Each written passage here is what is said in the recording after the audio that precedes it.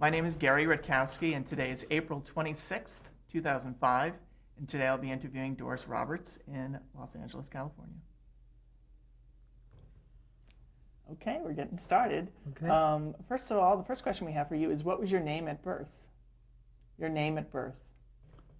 Doris May Roberts. So well, this is strange. I don't know that I want to go there, but I never knew my father, so we had a problem there. But my stepfather adopted me, so my name was Roberts. Okay. Yeah. And when and where were you born? I was born in St. Louis, Missouri. Great city of St. Louis. And my date of birth? Yes. November 4, 1930. I lived in St. Louis for 6 months, and then my mother brought me back to New York City, where my family was. So you grew up in New York City? Oh, yes. And what was that experience like for a young girl? I love New York. I really love New York. It's a very exciting city. I mean, you walk out of your apartment building and you say, hello, life, because that's what happens, you know. Nothing is set up in advance. It just all happens at once, I think. I lived in the Bronx as a child until I was 5 years old with my grandparents. And then my mother moved to 11th Street between 2nd and 3rd Avenue. And I moved with her. But before then, I lived with my aunt on Avenue A, 103 Avenue A. And what were your hobbies growing up? Watching my cousin tap dance. And I was very envious. She was given all kinds of wonderful lessons, and I got none of those. Playing with dolls, playing with friends, playing hopscotch in the gutter of Manhattan. Just playing games with kids. Did you go to the movies? Oh, yes. What did you see? Well, the first movie I remember, which is terrible, was one with Frederick March in which he dies. He's Death. Death Takes a Holiday. And I have been tormented by that ever since. It's crazy. I used to dream of this man in the black cloak coming to get me. He hasn't come yet, so I guess I'm safe. And what was your mother's name? My mother's name was Ann. Ann Meltzer, Meltzer. And did she work? Yes, she had a public stenography firm in the Times building, the one the lights go around, and she did all the plays for Broadway. We typed the scripts, and we typed the sides, and we then mimeographed them. And so I was involved in theater at a very young age because we would get tickets for free. And at one point later on in my life, I worked for my mother as a young girl, and I sometimes was allowed to play hooky on a Wednesday to go to a matinee. So I saw great theater as a growing up child. So that was your first job, you worked at your mother's company? Yes. And who are some of the people that you would see? Oh my goodness, Catherine Cornell, Harry Delmar, who was a big producer at that time, McClintock, Adams. Have I forgotten her name? Why have I forgotten? Maud Adams? Maud Adams, yes, once. Basil Rathbone, and his wife, Rita Bergère. Franchitone. Oh, it went on and on and on. They'd come to the office, you see. And did you get to speak to any of them, or did you sometimes? Keep your Sometimes. Most of the time, I behaved and kept quiet. Jean Dalrymple. Just great people, wonderful people. When did you first hear about television? That's a good question. When it first came out, and it was on a tiny little screen. Did you own a television? Did your family? Yes, eventually we did, yeah. Do you remember some of the first shows that you saw? No. No. Most of the time it was radio. Okay, and then television, but I don't remember them. I remember being on them. Very early I would get, minor little parts, but certainly working on television. They showed television at the 1939 World's Fair. Did you happen to see it there? Yes, I did. Do you remember anything about that? Well, I just was so excited about it because it reminded me of a film called Things to Come. And in that film, they had television sets. And I thought, isn't that extraordinary? I didn't think it would ever happen now in our lifetime, but That's what was very exciting. It was like going into the future. Did they have a demonstration, or they were just showing it? And I'm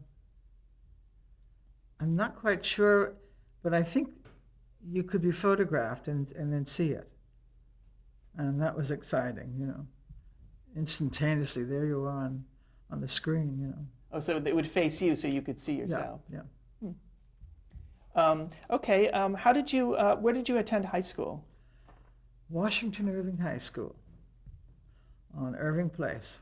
Mine, Washington Irving, the high school for me. Shine, shine. No, I won't go through all of that, no. But I do know it. And did you have acting ambitions? When did that first Oh, start? I had acting ambitions since kindergarten. I was in a little play, and I had one line, and it was, "I am Patrick Potato, and this is my cousin, Mrs. Tomato." And I heard laughter in the room, and I loved what it did for me. I just felt very important. And that was the bug that bit me. I'm still biting. And in high school, did you do any acting? In high school, I have a deep voice, and so I wasn't allowed to sing. I was a listener, which is horrible to do to children, to do that, not allow them to sing. But anyway, I got so mad at them, I joined the Glee Club, and I sang all the male roles, so I got even.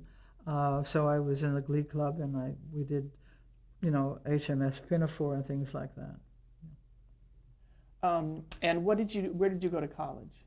I went to NYU, and I loved it until I had a teacher who was okay, but his wife was an alcoholic and was quite evil and quite mean to me and would say, "My dear, you don't belong on the stage. You're just a mousy thing, and we can't hear you."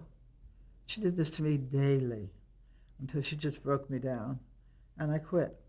And I went to the neighborhood playhouse and I auditioned, and I got a scholarship from Sandy Meisner. So there, for that lady who said I didn't belong on the stage. How did you know to go to the neighborhood playhouse? Oh, I knew about it. I had known about it, you know. But I didn't have the courage to tell my parents that I wanted to go to an acting school.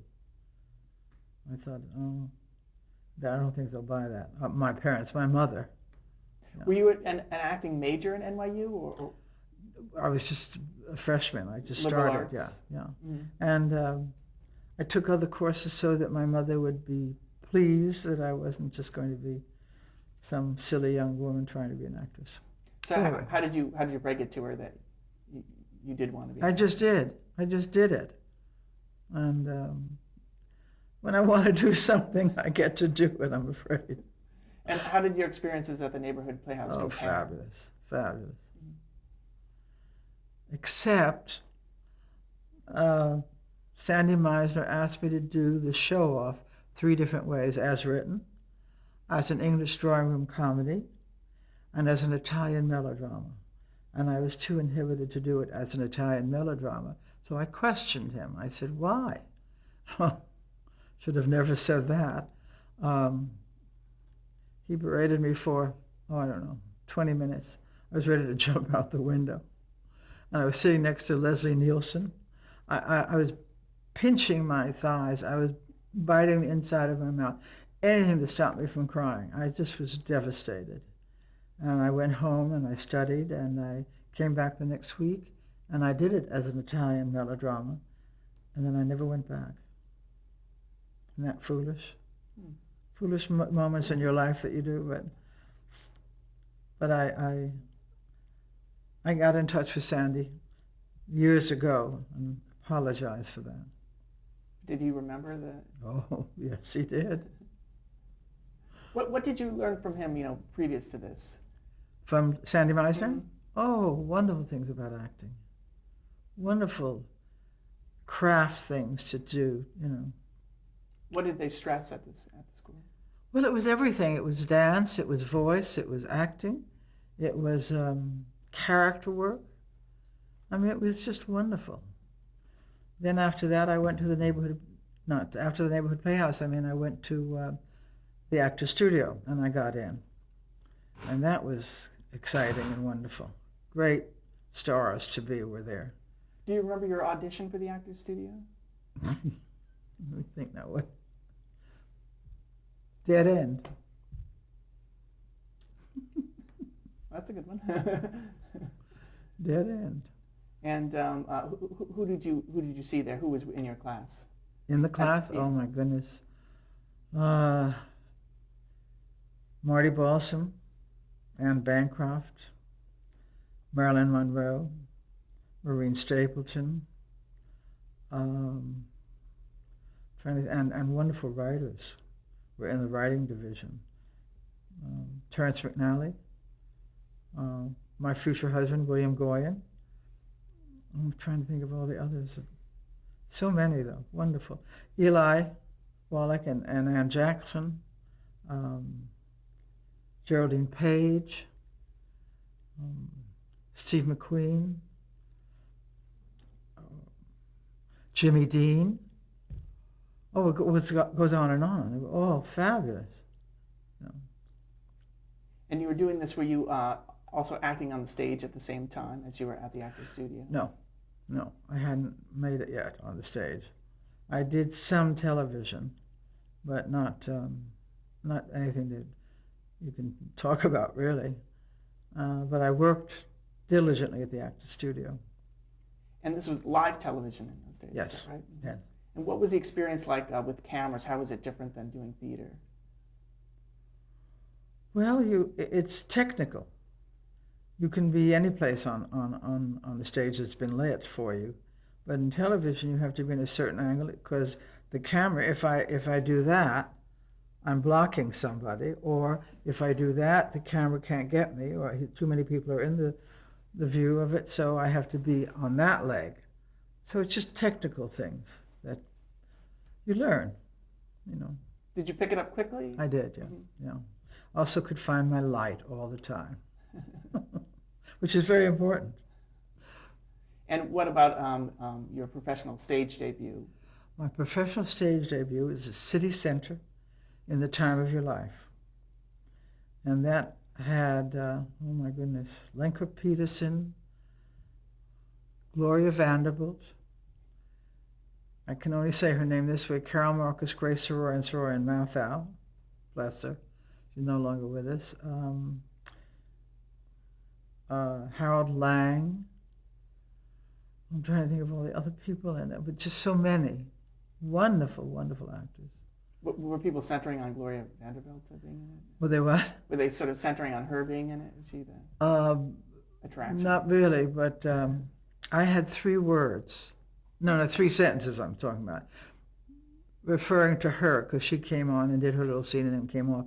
And when she went off, I said, "It's floozies like her that raise hell with our racket." And the audience went wild. They stomped, they whistled, they carried on. And that night at a party, Soroyan came up to me and said, "I'm afraid we're going to have to cut that line."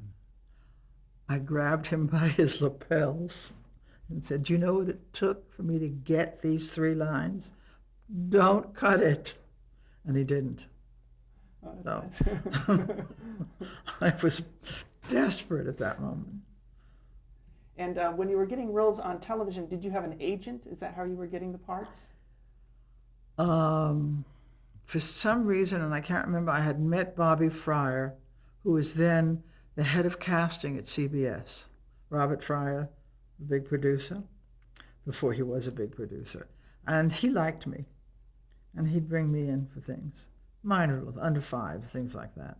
And then a little bit more than that. So these were shows like Studio One, shows like that? Oh, I did all of them, yeah, all of them. And you were also doing filmed television?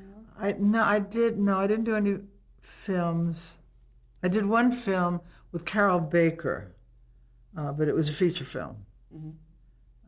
But that's all. And then I started getting parts on stage in theater, and the first thing that was exciting was The Death of Bessie Smith, and that started my career. What really. role did you have in that? The nurse, the one who, well, she's a killer. Let me put it that way. But it was an extraordinarily strange and complicated character, and I did very well with that. What kind of notices did you get? Great notices, yeah.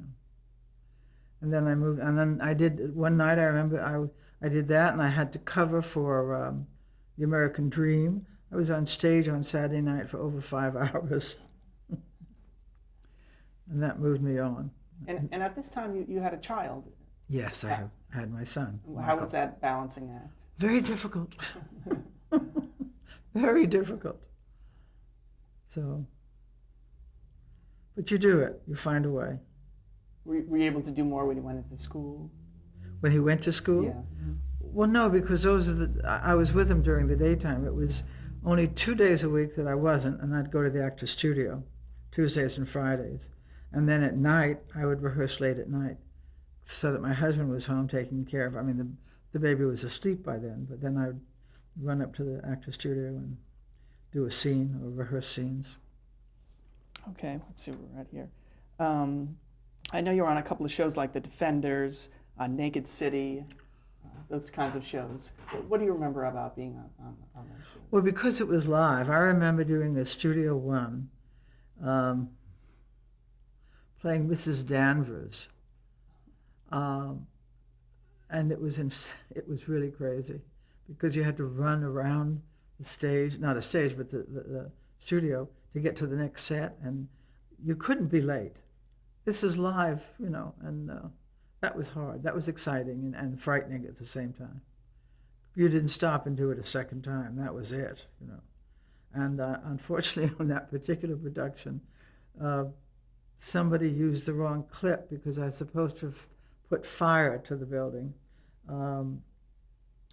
with an oil lamp, and someone used a clip of a candle.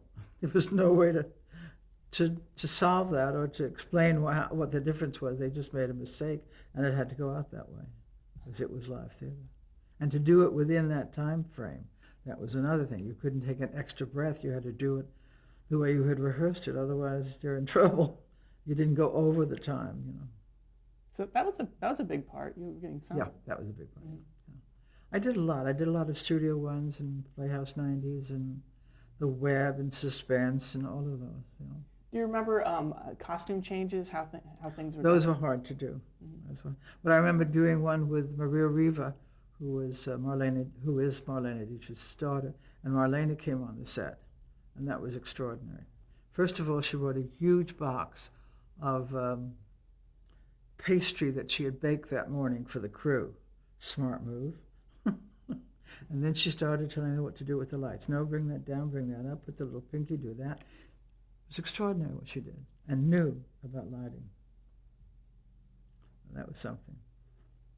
Do you remember how much you were getting paid? Were you able to? Well, for the off-Broadway play, I was paid $45 a week. And my take-home was something like 34 something. I mean, that's 8 performances a week. That's slave labor. Yeah, it's not that much. No. And then on television, you got minimum or maybe a little bit more, depending on what you were doing, whether it was under 5 or over 5. And where did you see yourself? Where were you sort of heading with your career? Well, I wanted to do theater, and I did. I did Last Thread Out Lovers of Neil Simons. I did Bad Habits of Terrence McNally's, and won the Outer Critics Circle Award for that.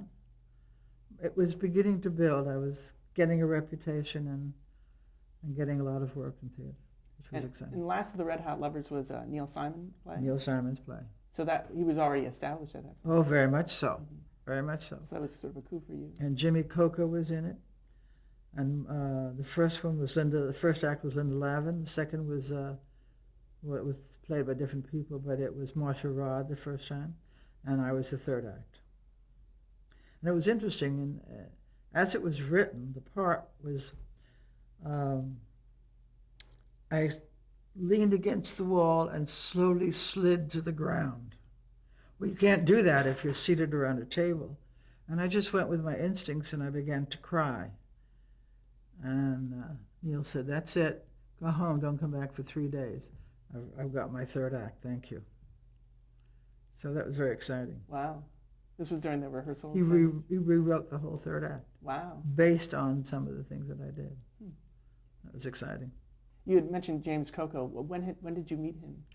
I met him at an audition for a commercial. We just fell upon each other. We were just like old souls together. We had the best time. We laughed all through the commercial audition. We thought we were great. We didn't get it, but we became the closest of friends. I spoke to Jimmy every day of my life, practically. What was he? Could you describe him personally and professionally? Fabulous actor. Just a fabulous actor. My best friend in the world. If you had him as a friend, you didn't need anyone else. He was there for me at all levels. If it was a situation where I was unhappy, he'd say, okay, honey, let's turn it around, let's go out. He'd always take me to a Chinese restaurant or something and order just so much food you couldn't believe it. You could, feed half the street. And I'd say, Jimmy, that's too much. He said, honey, put it in your mouth. If you like it, swallow it. Otherwise, spit it out. I miss him desperately. He was a great friend to me and a great buddy, and he just made me laugh all the time. We did a lot of things together. We did Last of the Red Hot Lovers. We did a television show. We did a St. Elsewhere where we both got our Emmys, playing bag people. We'll definitely talk about that in a minute. Let me ask you about your transition to Los Angeles. Oh, okay. Were you flying out here for roles before you moved here? Yes, but I was seen in a play called Bad Habits by Lily Tomlin, and she just loved what she saw, and she brought me out to California to do the Lily Tomlin Comedy Hour. We won lots of Emmys for it, but they didn't pick us up. ABC picked up Howard Cosell instead. Welcome to showbiz. And that brought me out here, and so that was seen as a pilot. It was yes, a pilot for a show, but it did air. Yeah, it did air. Oh, absolutely. But then I went back to New York, and I went on a summer tour with Sid Caesar of Last of the Red Hot Lovers, and I got a call from Los Angeles, and it was B. Arthur's show, Maud. And they asked if I could come out, and I said, no, I'm in the middle of a summer stock production, and I can't get out. Well, can you get someone to replace you? I said, I don't know. I have not tried. Well, try. And I tried, and I couldn't. And I called back and said, no, I couldn't. He said, well, how many more weeks do you have? I said, 3. He said, well, we'll wait for you. So they waited, and I got off the plane from Ohio. I had to fly all night long to get to here in time. They took me to the Farmer's Daughter Motel on Fairfax, really chic place. And I went across the street, and we started rehearsing. But before we did, I came in, and Bea and I were old friends, and we were wearing outfits done by the same woman in New York called Bibi. And she said, I got it in brown. I said, I got it in purple. She said, I got it in black. I said, I got it in blue. And we did our little routine together. And then we rehearsed a little bit, and then they said, okay, that's all we need to do today. And I went across the street. A bee took me in her car to the Farmer's Daughter, and she said, they want you to play this character as a regular. Would you like to do that? I said, oh my God, no, I had no idea. She said, honey, do it. You'll make more money in one day than you do for a week on Broadway. But I thought that was very exciting. I got to the little room that I was staying at the little motel, and the phone rang, and it was Rod Parker, and he said, oh, I'm glad I caught you in. I said, where would I go? So he came over, and he sat down, and he said, honey, we've made a mistake. Of course, the blood just drained from me. I said, what do you mean? He said, you're like a little B. Arthur. Because of that routine we did, I never would have played it that way anyway. And so I was fired. And Rue McClanahan got the part. But I was here, and the very next day I was offered everything. I mean, I can't tell, it never stopped. It was wonderful. So you never actually appeared on No. No. But that was how it changed my life. How did you know her? You said you knew her previously, B. Arthur. How did I know Bea? Yeah. From New York. We were all actors together in New York, and we'd make rounds and, that sort of thing, and parties and stuff like that. Do you remember some of the first things you got after the Maud? Yes, I got offered the Mary Tyler Moore Comedy Hour. And I didn't like what was happening for my character on it, and I was offered Angie, and I got it, and I left the Mary Tyler Moore Comedy Hour. They weren't too happy with me about that, but I was wise to have gone to Angie because that helped. Okay, let me mention a couple of other. First of all, you'd mentioned that you moved to Los Angeles right after you had done the Maud audition. No, I moved to Los Angeles for for Lily Tomlin show. Okay, and you did it because you wanted to do more work out here, or was the opportunities out The here? opportunities were incredible, incredible. I mean, they would just offer me the part. Didn't have to read for it or anything, which was nice. And about this time, you were appearing in some commercials for Glade, which were sort of Yes. well known at the time. Can you tell me about those? Well, they were funny. It's not an air conditioner. It's an air conditioner. And we did very well with that. That won a Clio Award, and it bought me this house. If you looked at a ceramic outside of my door, in Spanish it says, "Welcome to the House of Glade."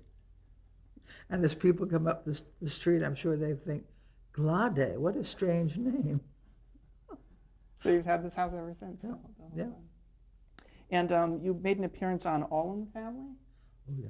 Can you talk a little about that? I was Gene Stapleton's girlfriend, and I wore pants, and I was fighting for her to be freer than she is. It was a great show, great fun, great fun. What was it like entering that close-knit group? They were wonderful. They were wonderful. They really were. I had a great time with them. And it taught me how to treat guest stars on our show, on Raymond.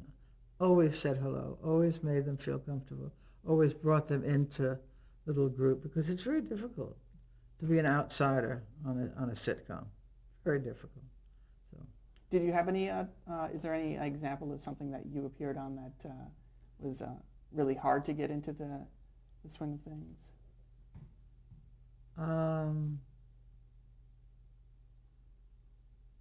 I think I did a Mary Tyler Moore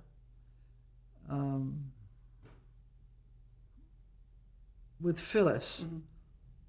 I mean, with Cloris Leachman. Mm-hmm. And that was difficult because I had just flown in from New York and I knew no one. And just, so I sort of felt on the outside. But I learned within that week that not to feel that way, you know. Okay, we're at the end of our tape here. We'll stop.